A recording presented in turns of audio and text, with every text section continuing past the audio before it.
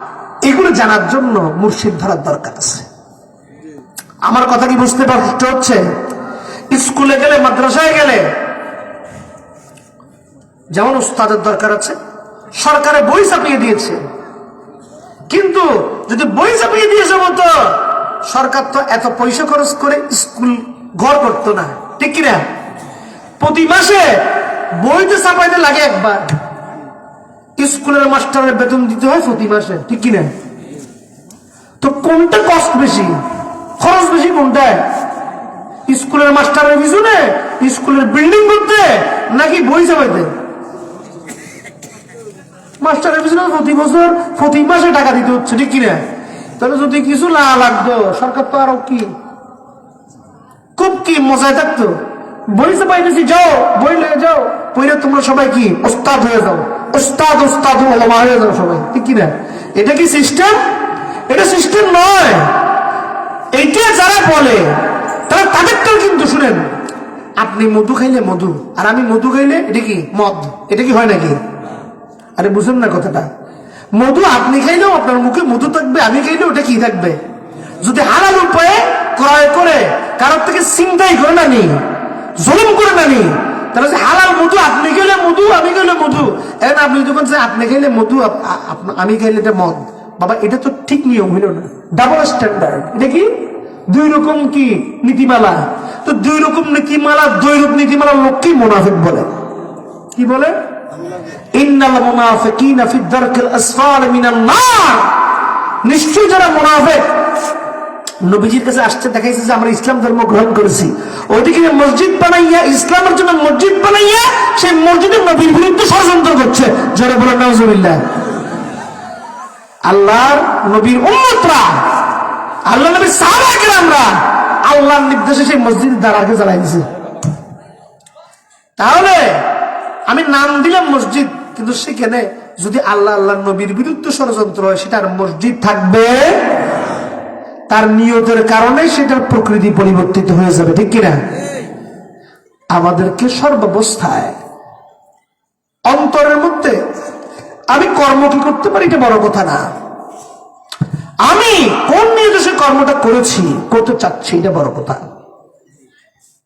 আমি মুর্শিদ ধরেছি, ওই মুর্শিদের কথা অনুযায়ী, কোরআন সুন্নাহর ভিত্তি অনুযায়ী আমি চলেছি, আমি খারাপ কাজ থেকে দূরে থাকার চেষ্টা করেছি। তারপরও যদি আমার থেকে কোনো কিছু খারাপই হয়ে যায়, আমার আল্লাহ রাসূল তখন এটাকে ক্ষমা করবেন, ঠিক কিনা?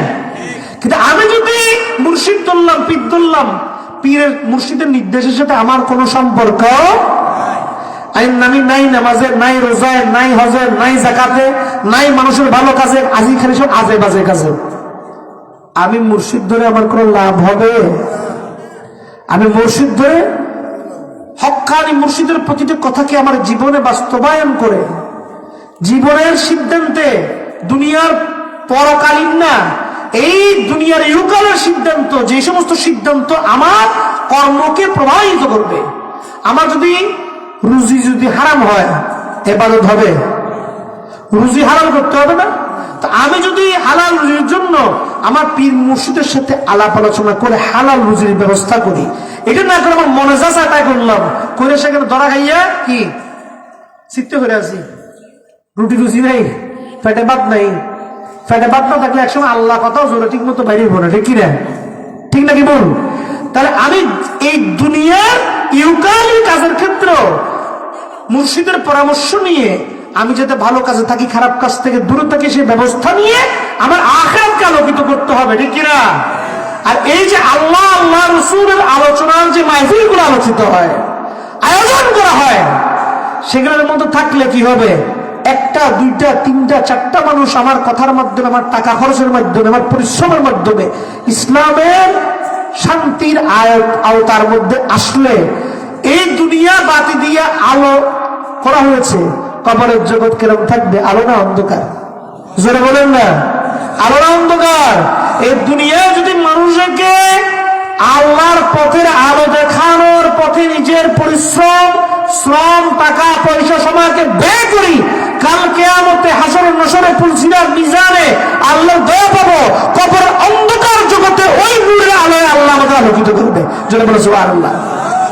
আল্লাহ পাক আমাদেরকে তৌফিক দান করুন এবং আওলাদ রাসূল আহলে বাইত রাসূল যারা আহলে বাইতে খাস সমস্ত নবীর পরিবার তার আহলে বাইত, কিন্তু এই যে পাঁচজনকে স্পেশাল একটা ক্ষমতা দিয়ে আল্লাহ আল্লাহর নবী তাদেরকে চিহ্নিত করেছেন, তাদেরকে সেই গুণ অনুযায়ী আমাদেরকে তাজিম করতে হবে। তাজিম করলে ওয়ামা ইউআজ্জিম মিন শাআরিল্লাহ, কি আল্লাহ নিদর্শন সমূহকে সম্মান করো, ফাইনহা মিন তাকওয়াল কুলুব, যাতে তার মাধ্যমে তোমাদের অন্তরে আল্লাহর ভয় পয়দা হয়। হজ করতে যাই, সাফা মারওয়া পাহাড়ের মাঝখানে যে দৌড়াই, এটা কি? কোরআন পাকে আল্লাহ বলেছেন ইন্নাস সাফা ওয়াল মারওয়া মিন শাআরিল্লাহ, নিশ্চয় সাফা মারওয়া পাহাড় হলো আল্লাহর নিদর্শন। জোরে বলো সুবহানাল্লাহ। কারণ কি? সেখানে আল্লাহর নবী ইব্রাহিম নবীর স্ত্রী মা হাজরা তার শিশু পুত্র ভবিষ্যৎ নবী ইসমাইল নবীকে বাঁচানোর জন্য পানির সন্ধানে সাফা মারওয়া পাহাড়ের মধ্যে দৌড়াদৌড়ি করেছিলেন, ঠিক কিনা? তিনি তো নবী না, তিনি আল্লাহর ওলি। তাহলে আল্লাহর ওলির এই স্মরণ করা, এটা ইবাদত নাকি ইবাদত না? এই জন্য আমরা আল্লাহর ওলিরা যেদিন দুনিয়া থেকে পর্দা করে, যেদিন দুনিয়াতে আসে, যেদিন ওনারা দুনিয়াতে আসছেন, যেদিন দুনিয়া থেকে বিদায় নিয়েছেন, ওই দিনগুলোর মধ্যে আল্লাহ রাব্বুল আলামিন খুশি থাকেন। কেন? যেই দিন দুনিয়াতে আসেন আমাদের জন্য রহমত হিসেবে আসেন, ঠিক কিনা? কারণ কি? ইন্না রাহমাতুল্লাহি কারীমান মিনাল মুহসিনিন, নিশ্চয় আল্লাহর রহমত আছে মুহসিনিন, আল্লাহর ওলিদের কাছে। জোরে বলো সুবহানাল্লাহ। তাহলে আল্লাহর ওলিরা যেদিন দুনিয়াতে আসছে আল্লাহর রহমত আছে নাকি নেই? সেদিন আমরা ইয়াদগারি করে নামাজ, রোজা, হজ, যাকাত এগুলো সমস্ত জিনিসপত্র আলোচনা করে, সেদিন আমরা যদি নফল ইবাদতের মাধ্যমে মানুষকে তবরুকাত খাইয়ে মানুষকে আল্লাহর দিকে আকৃষ্ট করার চেষ্টা করি, আল্লাহ কি আমাদের উপরে বেশি খুশি হবেন নাকি হবেন না? আর আল্লাহ নবী রাসূল ওলিগণের সাথে যুগে যুগে তারা বিভিন্ন নামে আসে, সবাই আল্লাহর হাদি, আল্লাহর পথে মানুষকে আহ্বান করেছেন। কেউ নবী, কেউ রাসূল, কেউ নবী রাসূল। তারপরে যখন নবী পাক তুমি খাতামুন নবী হয়েছে, তারপরে আল্লাহর ওলিগণ দুনিয়াতে এসেছে। কাল কিয়ামত পর্যন্ত এই ধারা অব্যাহত থাকবে। তাহলে এই আল্লাহ এই হাদিগণকে লিকুল্লি কওমিন হাদি বলেছেন, এদেরকে আমাদেরকে হেদায়েত যারা আল্লাহর দরবার থেকে নিয়ে এসেছেন তাদেরকে আমাদেরকে যোগ্য সম্মান দিতে হবে। দিয়ে আমরা যদি তারা যখন দুনিয়া থেকে পর্দা করেন তখন আল্লাহ খুশি থাকবে। কারণ কি? তার বন্ধুকে দুনিয়াতে পাঠিয়েছেন একটা কর্ম দিয়ে, সেই কর্ম সম্পূর্ণ করে যখন চলে আল্লাহর কাছে। বন্ধু যখন বিদেশে যায়, আপনাদের এখানে প্রবাসী অনেকে আছে না? ধরেন এক বন্ধু বিদেশে গিয়েছে 10 বছর, 12 বছর, 20 বছর, 14 বছর পরে আসছে। যেদিন বন্ধু আসবে তার যে স্থানীয় যে গ্রামের বন্ধু, তার মন কি খুশি থাকবে না নারাজ থাকবে? আর জোরে বলেন না, কি থাকবে? তাহলে আপনার মন যদি খুশি থাকে, আল্লাহর বন্ধুরা যখন তার কর্ম শেষ করে তার কাছে চলবেন, তাদের মধ্যে মিলন হবে, তখন আল্লাহ কি খুশি থাকবেন নাকি নারাজ থাকবেন? আল্লাহ যখন খুশি থাকবেন তখন আপনার কাজ অল্প ইবাদত করলে সহজে আল্লাহর দরবারে কবুল হবে কি হবে না? এই জন্য আল্লাহর ওলিদের উরস খুশরুজ আমরা পালন করি। কথা কি বুঝতে পারছেন? নবী রাহমাতুল্লিল আলামিনের মিলাদুন নবী আমরা পালন করি। কারণ কি? যেদিন উনি এসেছেন সমগ্র দুনিয়ার জাতির জন্য রহমত নিয়ে এসেছেন, ঠিক কিনা? সমগ্র বিশ্ব চরাচরের জন্য রহমত নিয়ে এসেছেন। আল্লাহ ওই রহমতওয়ালা নবী দয়া, ওই রহমতওয়ালা নবী যাদেরকে পুত পবিত্র করেছেন আল্লাহর কোরআনের আয়াত দিয়ে, সে আহলে বাইত, ওই আহলে নবীর যারা মাহফুজ বন্ধু আসহাবে রাসূল, যারা তাদের প্রদর্শিত পথ থেকে তাবেঈন, তাবেঈন, আয়ামে মুতাহহারা যারা আছেন, ইমামগণ যারা আছেন, তাদের প্রদর্শিত পথ থেকে, কারণ তারা প্রত্যেকে সিলসিলা বুঝে এসেছেন, প্রত্যেকের পীর আছে, তার পীর আছে। কি অদ্ভুত কথা, পীর বলে নাই। এগুলো আসলে বিভ্রান্তি। আমি জানি না, কিন্তু বিভ্রান্তি তৈরি করা এটা সবচেয়ে জঘন্য কাজ। জানি না, চুপ করে থাকি, কিন্তু একটা ফাসাদ তৈরি করা, বিভ্রান্তি তৈরি করা, এগুলি খারাপ জিনিস, খুবই খারাপ। এগুলোই বেশি। আরে বাবা, মাইজবান্ডার না, সারসিনা না, জোনপুর না, এগুলো তো এখনকার সিলসিলা। আমার দয়াল নবী তিনি বায়াত দিয়েছেন, নবীর খুলাফা রাশিদা বায়াত দিয়েছেন, আসহাবে রাসূলগণ বায়াত দিয়েছেন, আলে বায়াত রাসূলগণ বায়াত দিয়েছেন, প্রত্যেকের পীর আছে, মাযহাবের ইমামগণ বায়াত দিয়েছেন। এখন যদি তাহলে উনারা কি আগের নাকি পরের? আগের থেকে সিলসিলা অনুযায়ী বায়াতের সিলসিলা আজকের না, এটা নবীজির যুগ থেকে চলে আসতেছে। আর আমি যদি এসে কই বায়াত নাই, পীর মুর্শিদ নাই, তাহলে কোরআনে যে আল্লাহ বললেন ইন্নাল্লাযীনা ইউবাইয়ুনাকা ইন্নামা ইউবাইয়ুনাল্লাহ ইয়াদুল্লাহি ফাওকা আইদিহিম, তাহলে কি কথা বললেন আল্লাহ পাক? আল্লাহ পাক কোরআন সূরা ফাতরের মধ্যে কি মিথ্যাচার শিক্ষা দিয়েছেন আমাদেরকে? আল্লাহ যে কোরআনে পাকে সূরা ফাতরের মধ্যে বায়াতের কথা বলে দিলেন, কি জন্য দিয়েছেন? আমল করার জন্য নাকি খেয়ানত করার জন্য? ওই অনুযায়ী আমল করার জন্য নাকি ওটার বাইরে যাওয়ার জন্য? কোনটা? আমার করতে ইচ্ছে করছে না, আমি করি না, দোষ আমার। কিন্তু আমি সমাজের মধ্যে যদি বলি কুল হুয়াল্লাহু আহাদ, আল্লাহ এক, আমি এটা ফরার ফরজ যদি বলি আল্লাহ পাঁচটা, নাউযুবিল্লাহ, আমি মানি না আল্লাহ এক, এটা আমার ব্যাপার। কিন্তু আমি সমাজ যদি প্রতিষ্ঠিত করার চেষ্টা করি যে আল্লাহ পাঁচটা, তখন আমাকে প্রতিহত করা দরকার নাকি দরকার না? মানে আমাকে প্রতিবাদ করা দরকার নাকি দরকার না? আপনি ফার্স্ট কথা নিয়ে থাকেন না, কিন্তু যদি সমাজে প্রতিষ্ঠা করার চেষ্টা করি যে কোথা পাঁচটা, নাউযুবিল্লাহ, তাহলে আউযুবিল্লাহ এই মিনাশ শাইতানির রাজিম বলে তার বিরুদ্ধে ব্যবস্থা নেওয়াটা প্রত্যেক মুসলমানের দরকার কি দরকার না? এমনি ভাবে কোন ফিতনা তৈরি করবেন না, আর যেটা বুঝেন সেটা করবেন। কথা পরিষ্কার, যে আমল বুঝেন না সেই আমল করতে যাবেন। আমার কথা কি বুঝতে পারেন? সহজ কথা, যে আমল বুঝেন, দুধ খেলে অনেকের পেট গরম হয়, পেটে বুটবাট করে পাতলা পায়খানা হয়, তার জন্য দুধ খাওয়া ডাক্তার লিখে দেয় দুধ দুগ্ধজাত খাবার এগুলি খাবেন না। দুধ হারাম না, আপনার পেটে দুধ জারে না, এই জন্য আপনি দুধের থেকে দূরে থাকবেন। তারপরে দুধ খারাপ না, আপনার পেট খারাপ। কথা কি বুঝছেন না? বুঝেন না? আপনি খাইেন না, অসুবিধা আছে? কিন্তু এখন আপনি যদি ফতোয়া দেন দুধ হারাম, তখন কেন? এটা আরাম না, এটা বেআরাম। মানে কি? ব্যাধি। একটা শরীরের ব্যাধি, আর কি রুহের ব্যাধি। আল্লাহ পাক এই জন্য রুহানি ব্যাধিগুলোর থেকে আমাদের সমাজকে মুক্ত করে, এই ছোট ছোট বাচ্চা যারা আজকে ওয়াজ শুনছে, এরাও এক সময় বুঝবে, আজকে হয়তো পুরোপুরি বুঝতেছে না। ম্যাচুরিটি একটা বড় জিনিস, পরিপক্কতা। এরা পরিপক্কতা আবার বুঝতেছে না। আজ কাল পরশু যখন পরিপক্ক ঠিক মতো হবে, তখন তারাও বুঝবে না আমি তো মাইজবান্ডের অমুক হুজুরের, হয়তো দেখা যাবে জীবনে ওর সাথে আমার দেখা হয় নাই, এমন হতে পারে। আমি ও ম্যাচুর হওয়ার আগে দুনিয়ার থেকে চলে গিয়েছি, কিন্তু মনে রাখবে মাইজবান্ডের হুজুর আমাদের কোরআন সুন্নাহর যে বয়ান করেছিল, সে বয়ানগুলো এখন আমাদের অন্তরের মধ্যে বাজে জোরে বলে সুবহানাল্লাহ। আমরাও এটা আশাই করি। আল্লাহর ওলিরা কবরের জগতে গেলে তাদের শান মান আর বাড়তে থাকে। কেন? আমরা বুঝি না এগুলা। কারণ কি? সদকা কথাবার্তা বুঝেননি। সদকা বুঝেন না? একটা সদকা আছে, আল্লাহ বলছেন as-সাদকাতু ইউদফাউল বালা, সদকার মাধ্যমে বান্দা বালা মুসিবত থেকে দূর হয়। বান্দা কথা বুঝছেন না? বুঝেন নাই? একটা কথা হচ্ছে সদকা জারিয়া। মানে কি? আপনি একটা মসজিদ করলেন, একটা মাদ্রাসা করে দিলেন, একটা শিক্ষার স্কুল করে দিলেন, একটা কলেজ করে দিলেন, এটা যতদিন পর্যন্ত থাকবে আপনি ওই প্রতিষ্ঠান থেকে নেক আমল আপনি কবরের জগতে যাওয়ার পরে পাবেন, ঠিক না? দুনিয়ার সবচেয়ে বড় সদকা জারিয়া কি? কথাটা বুঝেন। আমি তো বললাম স্কুল কলেজ মাদ্রাসার কথা। আচ্ছা, আমার নবী কি কোনো স্কুল বানাইছেন? কথা বুঝেন। কলেজ বানাইছেন? মাদ্রাসা বানাইছেন? কতগুলো খুব খেয়াল করে শুনেন। নবীর থেকে বড় সাদাকাত কেউ করেছেন? কেন? কারণ নবী যেটা সাদকা করেছেন, এই সাদকা সর্বোত্তম সাদকা। এগুলো সাদকা হেদায়েতের সাদকা, ঠিক না? মানুষকে আল্লাহমুখী করার সাদকা। দেখেন, আমি একটা প্রতিষ্ঠান করেছি, কোন কারণে ওই প্রতিষ্ঠানে কেউ দখল করে নিল, ওই প্রতিষ্ঠান আর নাই, আমি দুনিয়ার থেকে যাওয়ার পর আমার তো কিছু করার ক্ষমতা, তখন ওই প্রতিষ্ঠান দখল যখন হয়ে যাব, ওই প্রতিষ্ঠানের সদকা আমি আর কবরে যাই পাওয়ার সুযোগ আছে?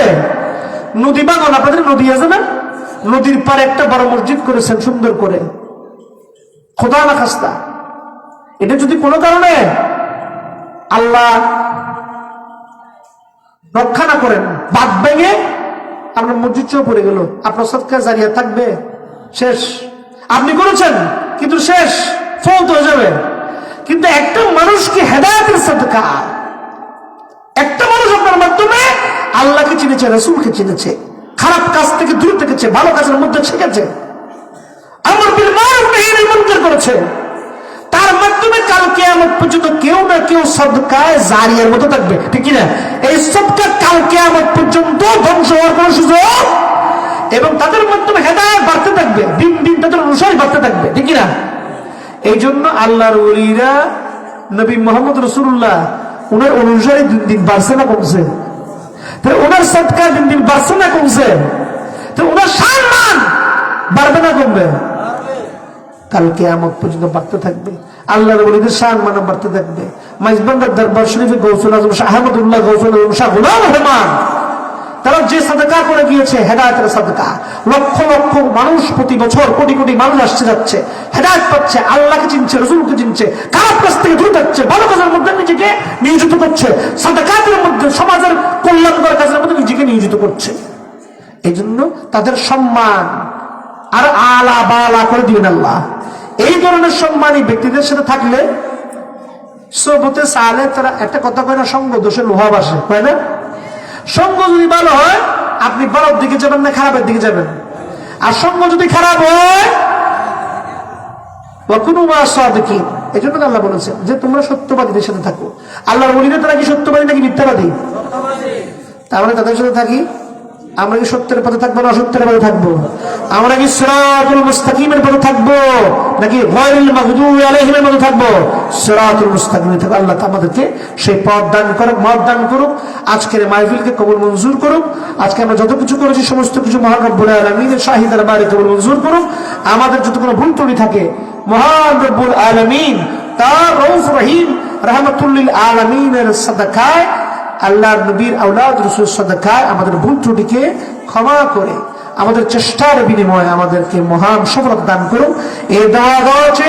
আমি বক্তব্য শেষ করছি, এবং আমার বক্তব্যের মধ্যে যদি কোনো ব্যক্তি কোনো মনে আঘাত পান, আল্লাহ রাসূলের খাতিরে আমাকে ক্ষমা করে দিবে।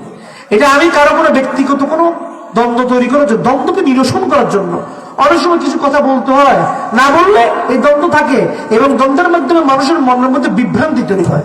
আল্লাহ সমস্ত যা আল হক ওয়া জাআকাল বাতিল ইন্নাল বাতিলা কানা জাউকা, আল্লাহ পাক অসত্যকে আল্লাহ বানিয়েছেন, কিন্তু অসত্যকে আল্লাহ বানিয়েছেন সত্যের দ্বারা অসত্যকে তিরোহিত করার জন্য। আল্লাহ পাক আমাদের সেই মহান সত্যের মধ্যে আসার তৌফিক দান করুন, এবং আল্লাহ রাসূলের পয়গাম যে গৌসুল আজম মাইজবান্ডারে নিয়ে এসেছে, এই পয়গামের মধ্যে আমাদের থাকার তৌফিক দান করুন। আজকে যে যে অনুষ্ঠানে যে যেভাবে শরীক হয়েছে তাদের প্রত্যেকের শরীকার আগে কবুল করুন।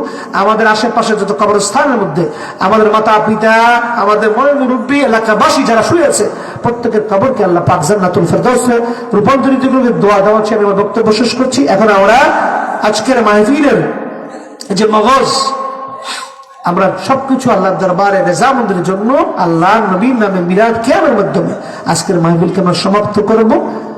এবং সমাপ্ত করার আগে একটা তওবা, তওবা সবার জন্য পড়াটা লাজিম, সবার জন্য পড়া কি লাজিম। এখানে অনেকে এসেছেন, অনেকে আমার কাছে যাই আজকে বায়াত হয়েছেন, অনেকের বায়াত হন নাই, অনেকে আগে অন্য পীর মুর্শিদের বায়াত। প্রত্যেকের পীর মুর্শিদের সবক অনুযায়ী চলবেন। কি বলেছি? প্রত্যেকের নিজের পীর মুর্শিদ অনুযায়ী সবক অনুযায়ী চলবেন, এটার কোনো বিকল্প নাই। আর আমরা এখানে আজকে এসেছি, আমি তওবা পড়াবো, এই তওবার মধ্যে বায়াত সুন্নাহ দেওয়া হবে। যারা যে পীরের মুরিদ তারা নিজের পীরকে স্মরণ করে তওবা পড়বেন, তাদের বায়াতের প্রয়োজনীয়তা নেই। যারা বায়াত হন নাই তারা এই মাহফিলের মাধ্যমে, আপনারা এই লফজের মাধ্যমে আপনারা সেই অনুষ্ঠানের মধ্যে আপনারা শরীক হতে পারবেন, অনুষঙ্গের মধ্যে মাইজবান্ডারের অনুষঙ্গের মধ্যে থাকতে পারবেন। আমি যে কালাম পড়ছি, আপনারা সবাই পড়ুন। আউযু বিল্লাহি মিনাশ শাইতানির রাজীম। أعوذ بالله من الشيطان الرجيم. বিসমিল্লাহির রহমানির রহিম। بسم الله الرحمن الرحيم. আস্তাগফিরুল্লাহ রাব্বি استغفر الله ربي মিন কুল্লি যামবিন من كل ذنب ওয়া আতুবু ইলাইহি وأتوب إليه. লা হাওলা لا حول ওয়ালা কুওয়াতা ولا قوة ইল্লা বিল্লাহিল إلا بالله আলিয়্যিল আযীম। العظيم. বিসমিল্লাহির রহমানির রহিম। بسم الله الرحمن الرحيم. লা ইলাহা لا إله ইল্লাল্লাহ إلا الله মুহাম্মাদুর محمد রাসূলুল্লাহ।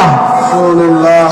ইলাহি إلهي मैंने मायने हुजूर حضور गौसुल आजम غوث العظم मजबंदारी मजबंदारी क़िबला किबला काबा के काबा के तरीका पर तरीका पर बायत आयत लेता हूँ लेता हो बौसीले मौसीले मौलाना मौलाना सैयद सैयद मिशकातुन नूर मिस्कातुन नूर अल मजबंदारी अल मजबंदारी इलाही इलाही तूने तूने हमारे हमारे बायत बायत और तौबा तौबा कबूल कर।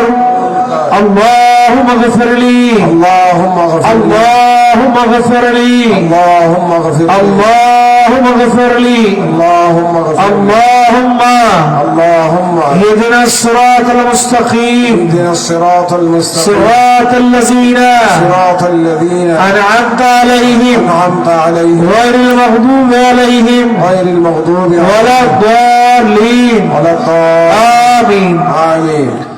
إن الله وملائكته يصلون على النبي يا أيها الذين آمنوا صلوا عليه وسلموا تسليما صلى الله على سيدنا محمد وآله وأصحابه وبارك وسلم صلاة يا رسول الله عليكم سلام يا حبيب الله عليكم مرحبا يا مرحبا مرحبا رحمة للعالمين مرحبا مرحبا يا مرحبا يا مرحبا غوث الأعظم مجبنداری مرحبا मोहम्मद सरावर दुनिया में दी है, मोहम्मद बेहतर कुल आफरी है सला दुनिया। رسول الله عليكم سلام يا حبيب الله عليكم क़यामत हज़रत खैरुल वरा की नबी ताजदार हर अता की सला दुनिया। رسول الله عليكم سلام يا حبيب الله عليكم रात है हबीब अकबरिया की उठा मोमिन सलाम मुस्तफा की या नबी सलाम या रसूल सलाम या हबीब सलाम अलैका सलाम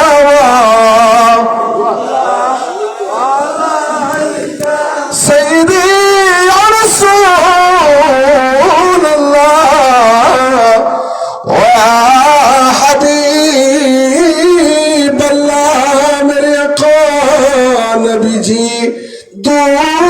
दुनियाए आशीला में का नबी कोई बोले थाकी बये का हसरे उठी बये का नबी पाई जेनो अपनारी देखा या नबी सलाम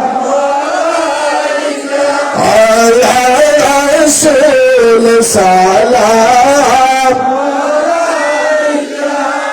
या हबीब सलाम अलैका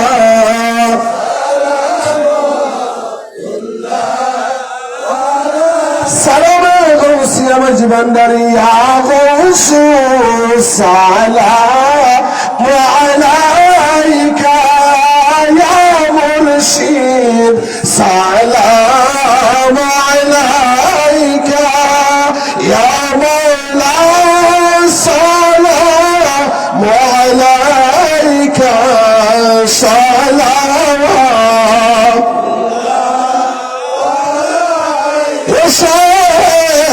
प्रेमेर मोहारात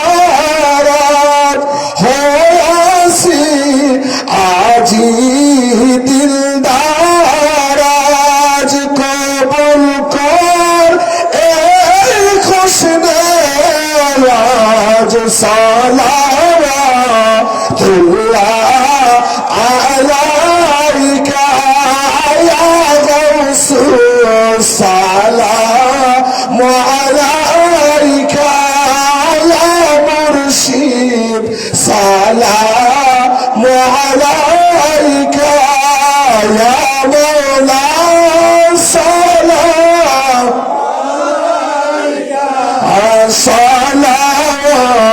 सलावतुल्लाह তুমি দিলা জান দিদারে শান্ত কর পান আয় মাওলা শাহমান আয় মাওলা শাহমান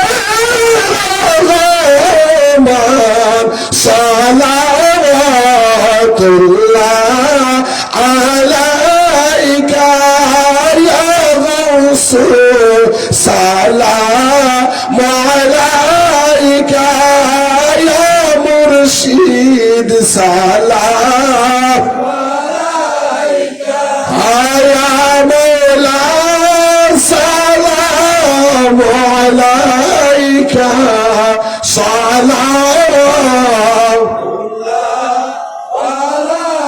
जिनका नबी उनका मौला अली हसनैन करीमैन इमाम ज़ैनुल आबिदीन कदरिया चिश्तिया नक्शबंद मुजाद्दिदिया चारी बागे तरीक़त पेला खो सलाम मुस्तफा जाने